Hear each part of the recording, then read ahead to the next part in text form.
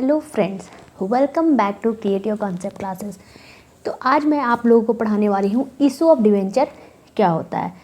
तो चलिए स्टार्ट करते हैं। Debenture is a written acknowledgement of डेप्ट taken by the company as these are issued under the seal of the company. This is the definition. ये एक basic सा definition है। अब आपको यहाँ अब समझने की ज़रूरत है कि ये क्या बोल रहा है ना। तो देखिए, यहाँ है company, suppose that x company, okay, और ये है हमारा पब्लिक, ठीक है। कंपनी जो है उसे लॉन्ग टर्म के लिए पैसे की ज़रूरत है, ठीक है। शेयर तो उसने इशू कर दिया है ना। अब उसके पास ऑप्शन क्या है? अगर उसे ज़्यादा बड़ा रकम चाहिए, लंबे समय के लिए चाहिए, तो वो क्या कर सकती है? तो कंपनी जो है जनरल पब्लिक से पैसे उधार मांग सकती है, पैसे उधार मांग सकती है। जैसे कंपनी बैंक से लोन मांग सकती है, ले सकती है, वैसे ही कंपनी जो है जनरल पब्लिक से भी काइंड ऑफ लोन ले सकती है, ओके। अब जो कंपनी लोन लेगी, यही लोन है डिबेंचर। जो कंपनी लोन लेगी जनरल पब्लिक से, इसे ही डिबेंचर बोलते हैं। कंपनी क्या करेगी? कंपनी एक सर्टिफिकेट देगी पब्लिक को, सर्टिफिकेट, ठीक है। इस सर्टिफिकेट में लिखा हुआ रहेगा डेप्ट, जो लोन कर्ज जो ले रही है कंपनी जनरल पब्लिक से, उसका सारा डिटेल इस सर्टिफिकेट में लिखा रहता है। जैसे कि कब कितना इंटरेस्ट कंपनी देगी जनरल पब्लिक को, अगर लोन ली है तो उसमें इंटरेस्ट पेमेंट करना होता है ना। तो इस सर्टिफिकेट में सारा टर्म्स कंडीशन लिखा रहता है। कब वो प्रिंसिपल अमाउंट जो पब्लिक दिया है वो कब कंपनी रिटर्न करेगी, उसका डेट, उसका समय सब लिखा रहता है, ठीक है। इंटरेस्ट कितना रेट पे देगी वो भी डिटेल इस सर्टिफिकेट में रहता है। और इसी सर्टिफिकेट है, ये जो रिटन एक्नॉलेजमेंट है, ये कंपनी देती है, किसे? पब्लिक को देती है। और इस सर्टिफिकेट पर कंपनी का मोहर लगा होता है, सील ऑफ द कंपनी का मोहर लगा हुआ रहता है, ठीक है। अब जनरल पब्लिक क्या करती है कि कंपनी को वो पैसे देगी और कंपनी बदले में उन्हें एक सर्टिफिकेट देगी जिसमें वो डिटेल्स लिखा रहेगा कि भाई हम आपसे लोन ले रहे हैं और हम आपको इतना इंटरेस्ट चुकाते रहेंगे। बस ये है हमारा डिबेंचर, ठीक है। Got my point? तो ये जो पब्लिक है, ये किसे कर्ज दी है? कंपनी को। और कंपनी क्या पब्लिक को रिटर्न में देगी? इंटरेस्ट। इसे पैसे उधार ले ली पब्लिक से और बदले में पब्लिक को इंटरेस्ट देगी, ठीक है। और उसके बाद एक फिक्स्ड समय, स्पेसिफाइड समय के बाद, कुछ समय बाद, जैसे 10 साल 12 साल बाद, कंपनी जो प्रिंसिपल सम है, यानी कि जो मेन पैसा है उनका, वो वापस पब्लिक को रिटर्न कर देती है, ठीक है। अब चलिए समझते हैं फीचर्स क्या है कंपनी की, ठीक है।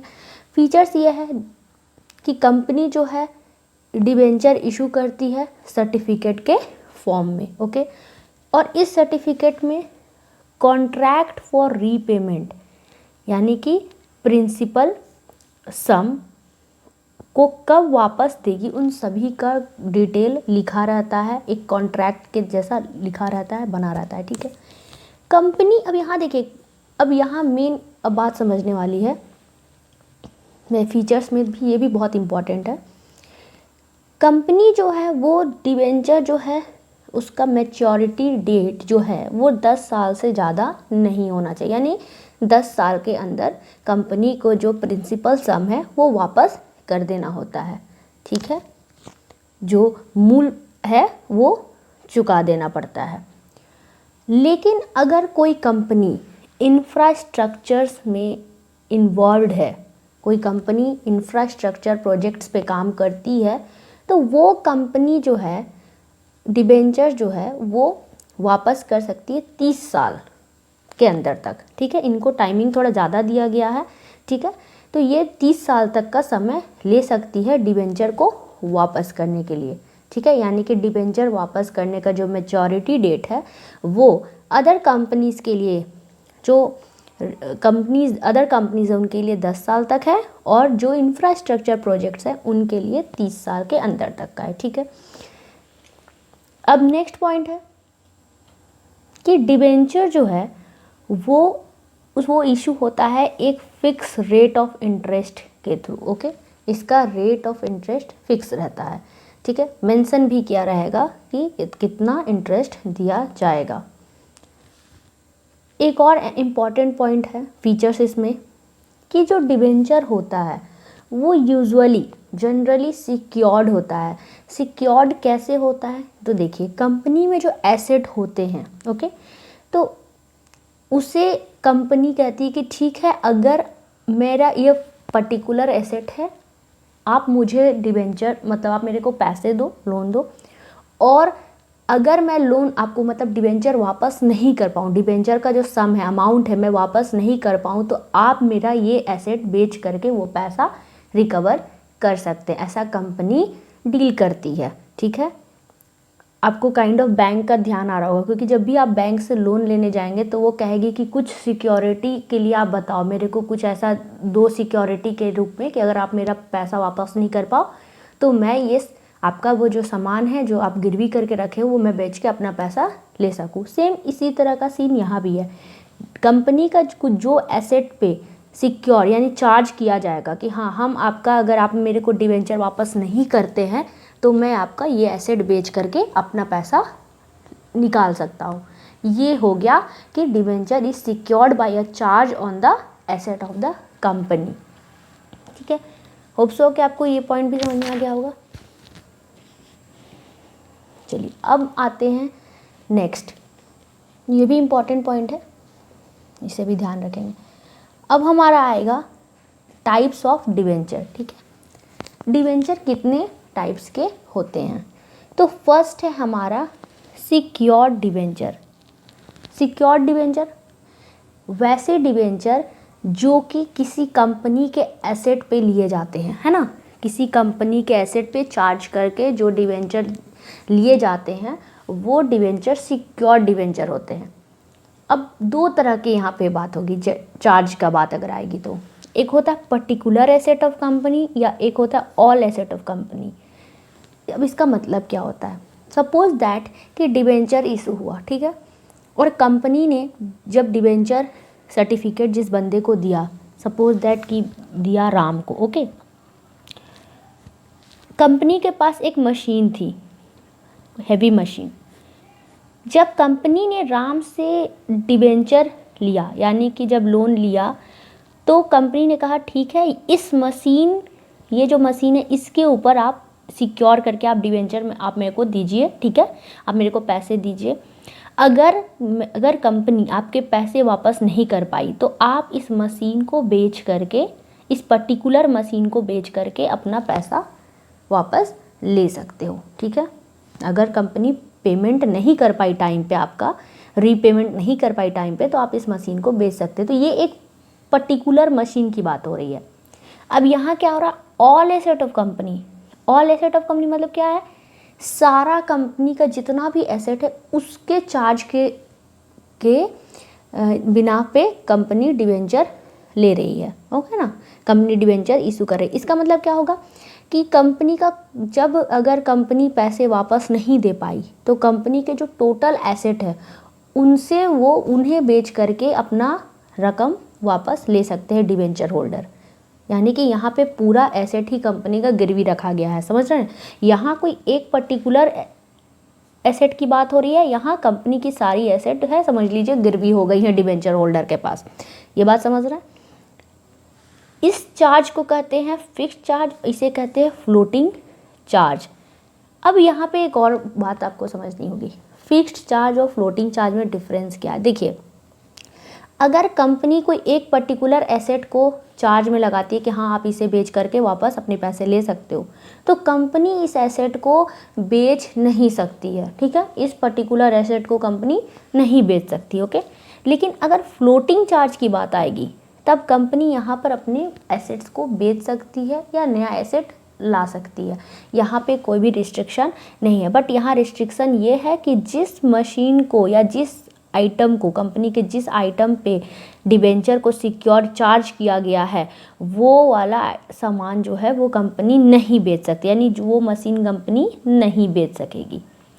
Got my point. अब है हमारा अनसिक्योर्ड डिबेंचर। अनसिक्योर्ड डिबेंचर वो डिबेंचर है जिसपे कोई भी सिक्योरिटी नहीं दिया गया है। इसका मतलब क्या है कि अगर सपोज दैट कंपनी नहीं चुका पाई आपका डिबेंचर का अमाउंट, तब आप कोई भी एसेट को आप बेच करके रिकवर नहीं कर सकते हो।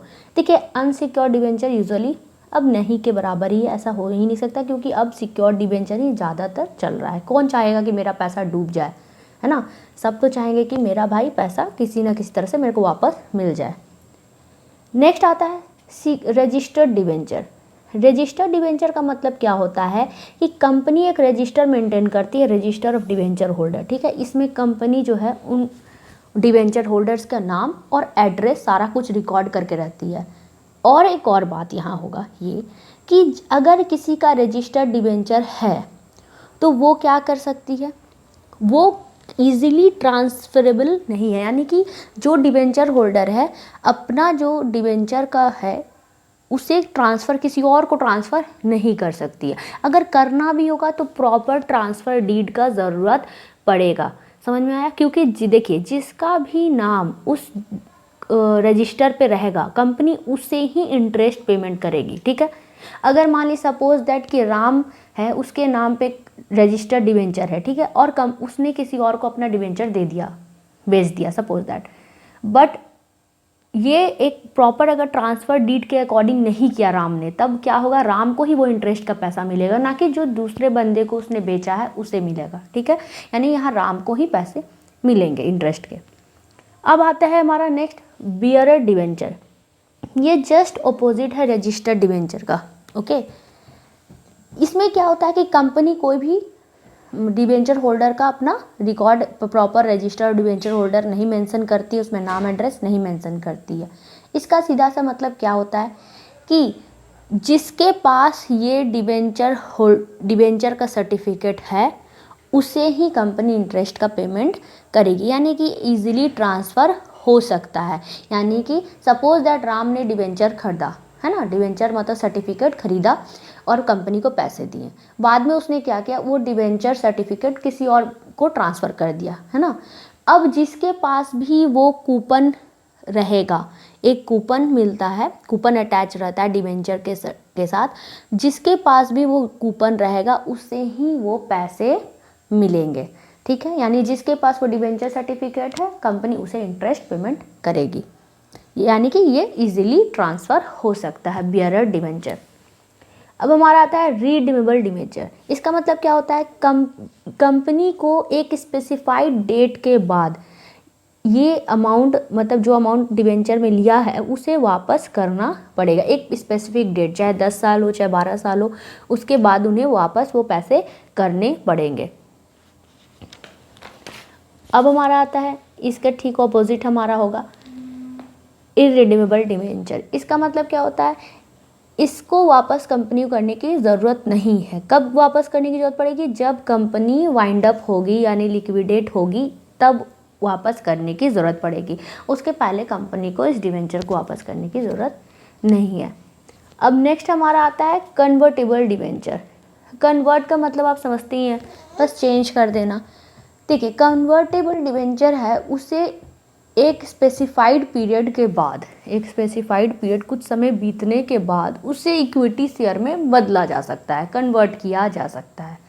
इसके भी दो टाइप होते हैं, एक होता है पार्टली कन्वर्टेबल डिबेंचर, एक फुल्ली कन्वर्टेबल डिबेंचर। पार्टली मतलब कुछ ही पोर्शन डिबेंचर का कन्वर्ट हो सकता है इक्विटी शेयर में, और फुल्ली कन्वर्टेबल डिबेंचर मतलब पूरा का पूरा डिबेंचर जो है उसे इक्विटी शेयर में कन्वर्ट किया जा सकता है, ठीक है। इसमें सेबी का गाइडलाइंस भी ज़रूरत पड़ती है, ठीक है। इसमें सेबी का गाइडलाइंस फॉलो करना पड़ता है जब इसे हम कन्वर्ट करेंगे तब। होप सो आपको ये बेसिक इंट्रोडक्शन समझ में आ गया होगा डिबेंचर का। नेक्स्ट क्लास हम करेंगे, उसमें हम जानेंगे शेयर और डिबेंचर में फ़र्क क्या है, ठीक है, वो समझेंगे और फिर उसके बाद नेक्स्ट वीडियो आपकी आएगी। अगर आपको मेरे वीडियो समझ में आया होगा तो प्लीज़ इसे लाइक करिए और अपने फ्रेंड्स के साथ ज़रूर शेयर करिए। Thank you so much.